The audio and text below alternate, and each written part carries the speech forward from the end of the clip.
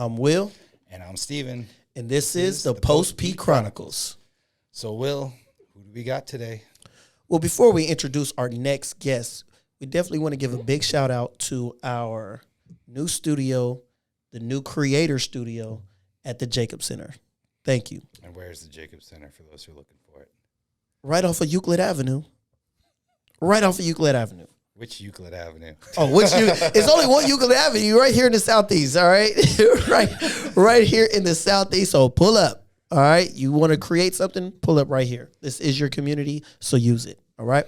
So with that being said, we want to introduce our next guest. He is a huge heart, and he's a huge man, I promise you. And Albert, welcome, man. How you doing? Yeah, thanks for having me, man. I appreciate it. Appreciate talking to you guys. I'm good. I was in National City, but we're here now. Yeah, he's on the wrong side of Euclid. He was on Euclid, just not the right one. Not the right one. Well, you made it, right? Yeah, you I made it. it. Yeah. Well, like we always say, right, Steven? Tell us your story. Where you from, Albert? I'm originally from Yonkers, New York. That's where I was born. About the age of 12, ended up moving to Puerto Rico.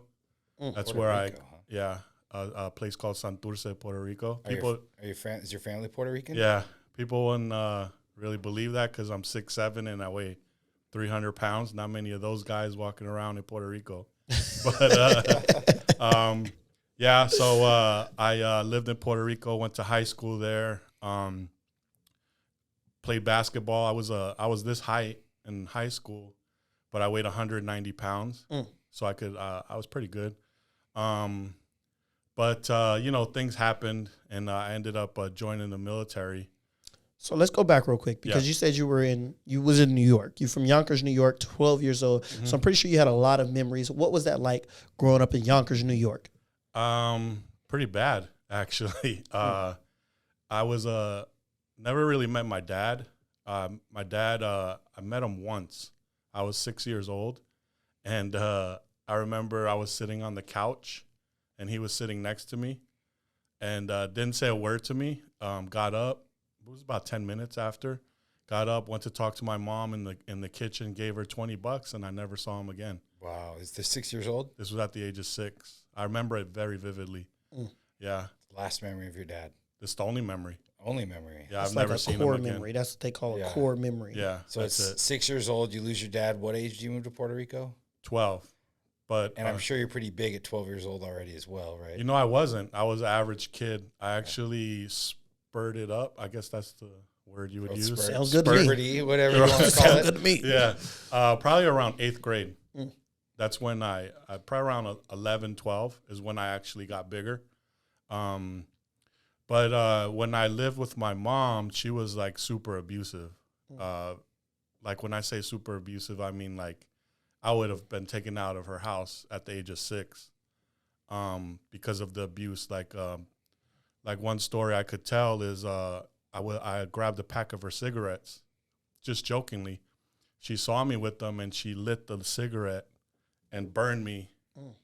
Her purpose was, so that you will never want to smoke. That's why she did it. But that was the abusive person she was. But she struggled a lot with mental depression and. Which is not an excuse to beat your kid. But, that was probably why she was so violent. And so when I say violent, I mean violent, like a man violent. Punching you, beating I don't want to make this gender just specific. Just physically abusive. No. She was very abusive, and she was a big woman. She was 5'9", like heavy-handed. Yeah, you were a kid. Right. You were a kid. And then so how's the culture shock? Your dad leaves at 6. You move to Puerto Rico as a adolescent. Right. And now you're in a whole new country. Yeah. How's that working out? It was hard because that's when she kicked me out. She kicked me out when I was 13. So my mom was gay. She's a gay. And so she met a woman that was Puerto Rican. Her name was Sonia. And so they had a relationship. And that's where the reason why she moved us to Puerto Rico, even though I had never been there my entire life. So, like, they only speak Spanish. Very few people speak English. I spoke no Spanish at all. So, she, like I said, she was really abusive. But as I got bigger, she couldn't really fear. I didn't fear her anymore. Right. You know how that is with abusive people. Like, if you don't fear them anymore, Takes away their it power. takes away their power and their control. So the next thing they do is they try and get rid of you, which is like, most guys will, try and hurt their wives, like try and kill them or what have you, right? My mom kicked me out. That was her way to get rid of me. But the final words that my mom shared with me when I was 13 was that I was going to be a bum. I was going to be a homeless bum. And interestingly enough, 13 years later, I became a bum here in San Diego. But before I get to that point, so I grew up in this boys' home between the ages of 13 to 18 when I aged Rico. out. Yeah. That was the first time that I wanted to kill myself, was during Christmas around the age of 13. I wrote it in my book. I called it The Room.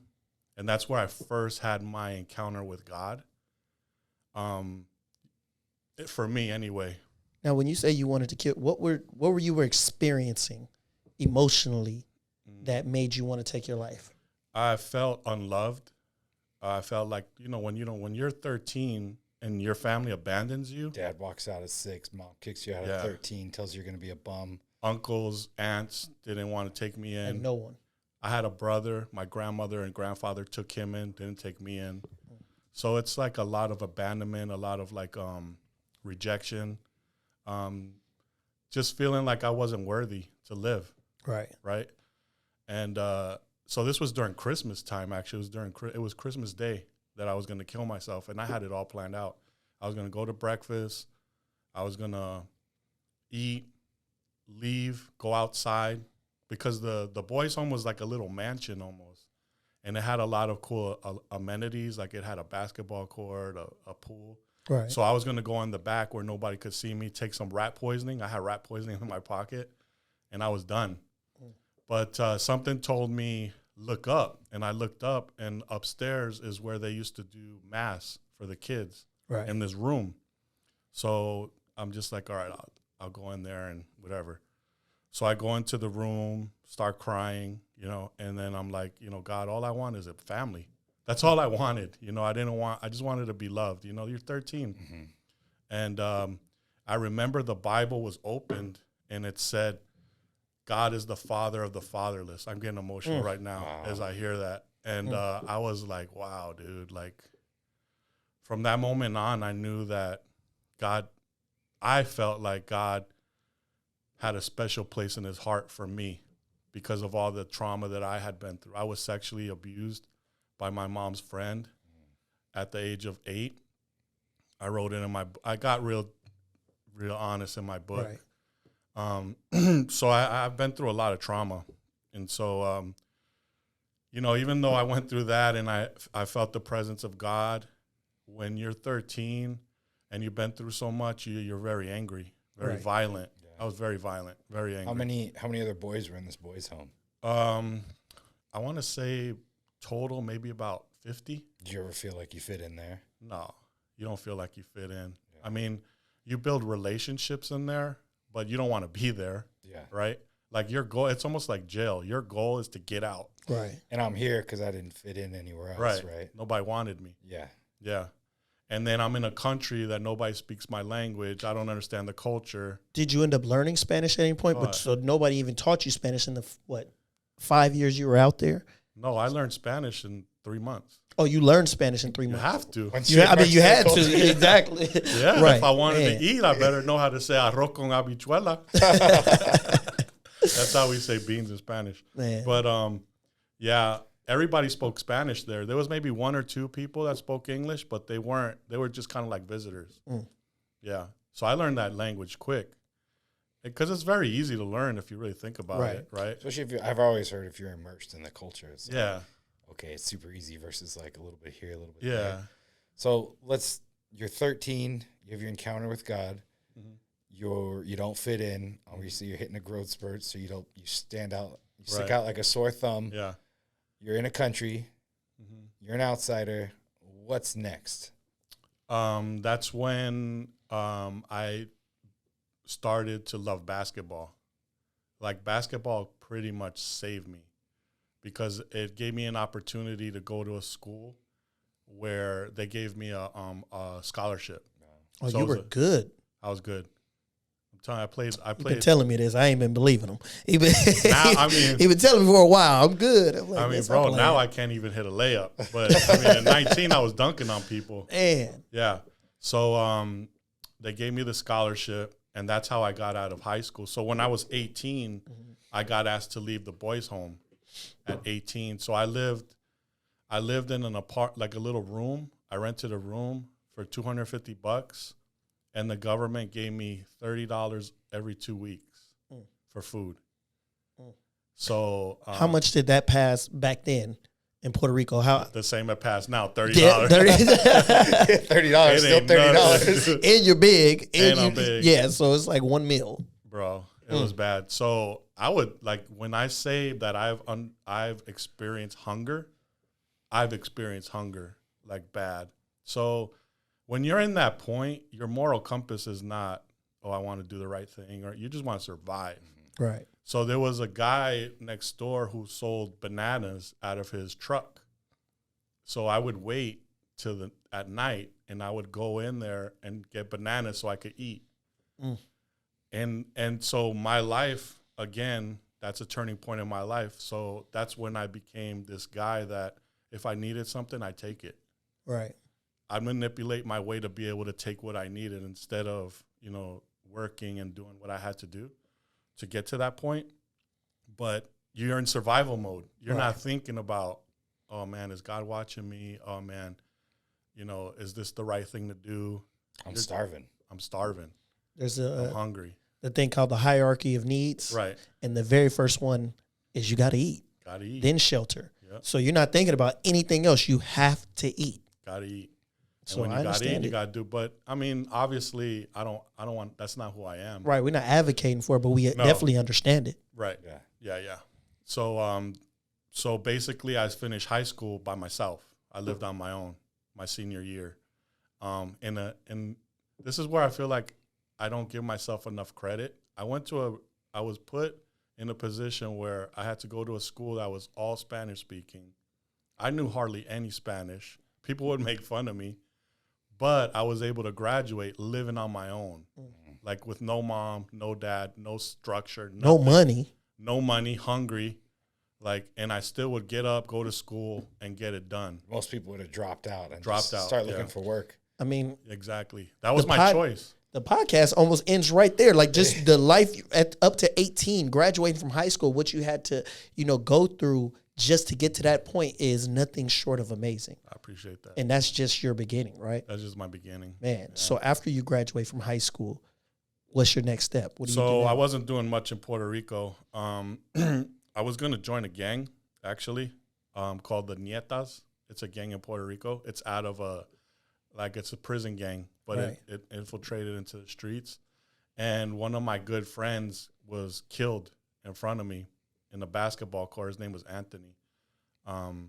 So this dude was not very tall, but could fight and always had a gun on him. And in Puerto Rico, it's a little different than here, where if you want somebody killed, you get a young guy to do it. You know what I'm saying? Like you get a 19-year-old, you give him a couple $1,000, and he was like a hitman, my friend Anthony, for the gang. And so we're playing basketball one day. It's like in the middle of the afternoon. His kid's there. His wife's there. A bunch of kids are there. And I see this minivan go around like this twice. And, I'm street smart. And I'm like, this is not good, dude. Two dudes came out. One had a rifle. Another one had a .38. Masked. Shot him right there. Everybody ran. And that thing, it's called fight or flight, or freeze. I froze. And the only thing I was thinking about was I need to get my keys on the other side of it. And these dudes had gun. Like, if they really wanted to, they could have killed me. Now, how close from me to you were they? Right there. They were right here. And Anthony they were looking that way, and they shot him. Anthony's over here. He started running, and they ran. And once they ran, that's when I got my keys, and I took off. Yeah. But that made me want to leave Puerto Rico because, you know, I'm like, man, this is not for me, dude. This is not for me. Can I ask you a question? Yeah. So you said that in Puerto Rico it's different from out here because you get a kid to do it. Why is that? And Puerto Rico? Yeah, in Puerto Rico, why do you get a kid to be the contract killer? Because Puerto Rico's poor. Right. And so, like I said, if you're poor, you're hungry, you don't have anything, and somebody says, here's 10 G's. Go smoke that, dude. 10,000 American dollars? Oh, yeah, it's America. It's part of the United States, dude. Yeah, territory of the United States. Cut So that part. More money than they could ever make. Right. Yeah. In a year, they ain't making 10 G's in a year. And they're giving them that for one killing. I'm not saying that I'm sponsoring contract killing or anything like that. And obviously the police there aren't going to hunt them down and look for them and like, oh, you committed murder. It's once a criminal's killed, it's just a done deal. You know how they knew? I knew one of the guys that did it. They called him Negro. He was a black Puerto Rican dude, and I knew who he was. So I told his homies, because that dude was a homie of mine and a homie of Anthony. That's how crazy it is there. Just for money, he willingly killed his friend. And I snitched on, I wouldn't say I snitched. I was like, that's the fool that smoked him. And they took him. In Puerto Rico, we have what is called caseríos. It's like little projects. They had him in the project, and they just like pretty much assassinated him that day. Yeah, it's like cartel stuff. They do Yeah, the same it's things. crazy there, man. So obviously you see this, you witness this, a friend kill another friend over money. You're like, Done. Yeah. I'm out of here. Yeah. So how do you begin the that Navy. process? I joined the Navy. Okay. Yeah, so I joined the Navy. I was about 22. Everybody asked me, would you join the military? If should I join the military? And I'm always like, here's what I would do. I would go to school first, become an officer, and then join the military. And if you struggle with mental illness, probably shouldn't join the Navy, because that's what I did, and I struggle with depression. I didn't know I struggled with depression, but obviously I'm trying to kill myself. I struggle with depression. Yeah, right. Yeah. And I always had those feelings of like helplessness and hopelessness and hurt and pain. And so, but I had no way out. Like, what was I going to do? So I said, okay, I'm going to join the military. So I joined the Navy. I got sent to Sasebo, Japan. Not sure if you guys know about Japan. I heard it's a pretty nice place. Not Sasebo, Japan. Everyone usually goes to Okinawa, right? Yeah. Okinawa is cool. Yokosuka, Roppongi, all these places. Tokyo. If you're stationed there, it's You're the good. bomb. But you went to But the worst. Yeah, you're a single man that looks like me. You ain't making it in Sasebo, Japan. I mean, I went up to a girl once and I was like, hey, can I have the time? And she literally ran away Oh, from me. no. I'm sorry for laughing, Scared. but no. Godzilla. Yeah, exactly. Bro. Man. And then that's where I became an alcoholic. Again, depressed. I hear that's very common in the Very Navy common. when you're Yes. lonely, you're away from your family, isolated, and drinking's kind of a culture there. So that can, if you have underlying issues, it's going to come out, and Right. alcoholics are born from that. Yeah, think about it. You have a good day, let's go get a drink. You have a bad day, let's go get a drink. It's just a regular day, let's go get a drink. Everything's about get a drink, especially in a place as secluded as this place was. There's nothing to do there. Yeah, I have friends Literally. like stationed in Oklahoma, and they're like, the only thing there is to do is drink. Right. So I had never really drank prior to being in the military. So that's where I became an alcoholic. And then I became really depressed when we went overseas and we were out to sea.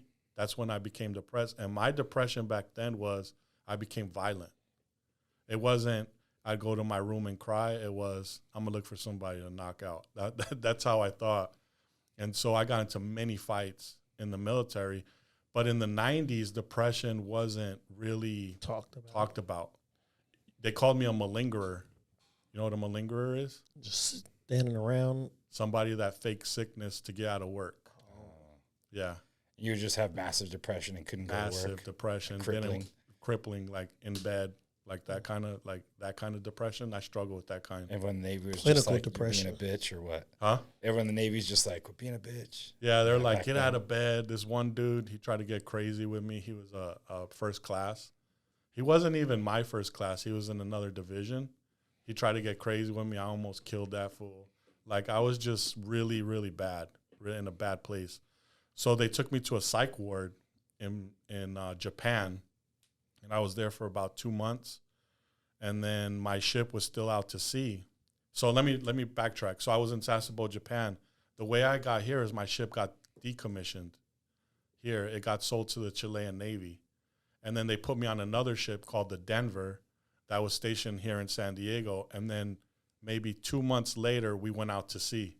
So I went from being in Japan, coming here for 2 months, and then having to go right back out to sea again.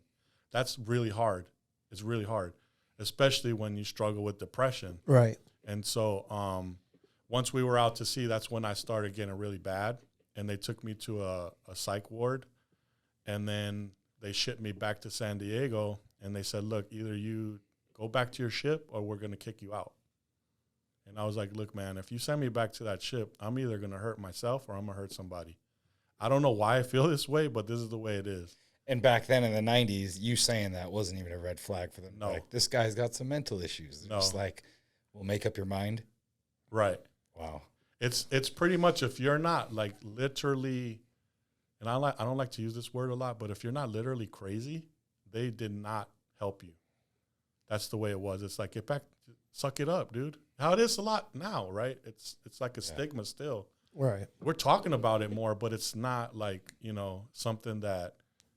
It's Yeah, just mental illness is understand. still a taboo subject for sure. a man to come out and be like, oh, I'm struggling. You're Right. like, this guy's being dramatic. Right. Yeah. He's being a wuss. And it's funny because I know we're going to get there, but the prison system's the same way. It's so far behind. Oh. We're not treating the mental illness. We're just locking people up and punishing Right. them. And for a crime that obviously someone maybe has been showing signs they've going to been doing all their lives, but never got treated. And you're straight up telling the Navy, I'm going to hurt someone. You got to let me out. I need help. And they're like, well, figure it out. Figure it out. Right. What are you going to do? Right. And, I did hold a grudge against the Navy for many years, to the point that I didn't even want to go to the VA or anything.